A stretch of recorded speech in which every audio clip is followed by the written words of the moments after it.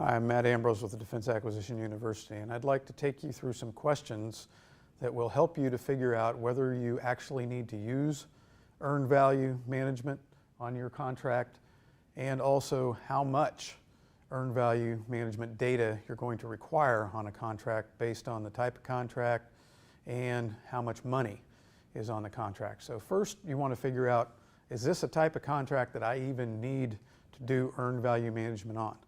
Because if you don't, then there's no reason to incur the cost of requiring that data from the contractor. So we're going to ask 4 questions here that are going to answer to us to EVM or not to EVM. Okay? Is the contract period less than 12 months? If the contract is that short, then you pretty much don't need to do earned value management because you don't establish your baseline until about 6 months into the contract. So you're not going to get enough tracking data for it to really be valuable to the program. So if it's less than 12 months, there's no requirement for earned value management. So no EVM if the answer is yes there. Is the contract price less than 20 million? If it's less than 20 million, again, is it worth the cost to us on the contract of requiring this data? Probably not. So if it's less than $20 million, then no EVM is required. Is it a firm fixed price contract where the contractor has all of the risk in terms of cost? They have promised to deliver for a certain price. Do we really want to track their cost and schedule? All of the risk is on them, so normally no. So we're not required to do EVM on a fixed price type of contract. In a little more rare case, is the contract a non-schedule driven type of contract? So these would be your time and materials or level of effort types of contracts where you're just asking for a certain amount of work to be done by the contractor. In those cases, they're not really scheduled milestones and those kinds of things that we can track. It's very difficult to even come up with a performance measurement baseline on those types of contracts. They're also not very popular types of contracts, so you're probably not going to be dealing with that, but if you do, it really doesn't make sense to do earned value management on those types of contracts. So again, it's not required that you do earned value management. Now, I've said no EVM all the way down here. However, you can always do earned value management on a contract if you think that the cost is worth the data that you're getting and the ability to manage the program that helps you with. I've kind of explained why in each of these cases that's probably not going to be true, but if in your judgment you think you need to do earned value management and you can make a case for it, you certainly can on any type of contract. Let's just say that we've answered no to all of these questions. So our contract is 20 million or higher. It's more than 12 months.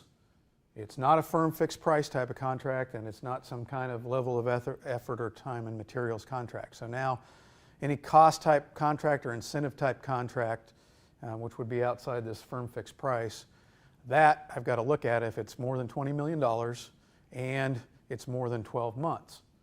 So in that case, let's take a look at how much earned value data I really want.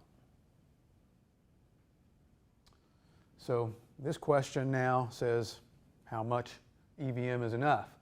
So it's basically the price of the contract that drives this.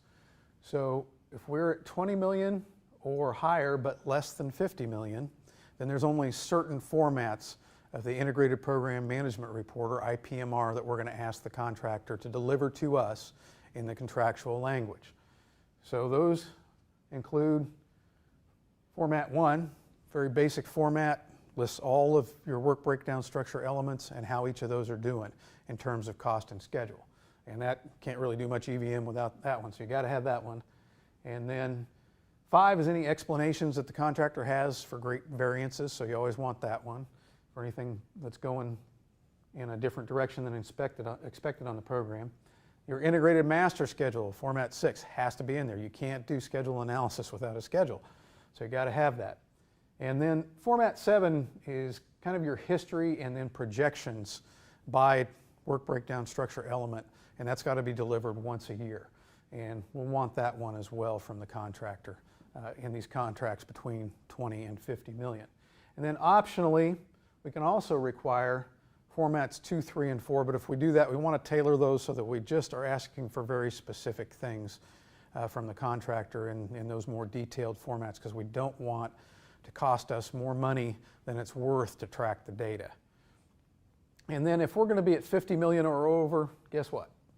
All 7 formats of the Integrated Program Management Report are required on those type of contracts that we're going to do EVM on, again, that meet those gates that we talked about on the previous slide, and are 50 million or over.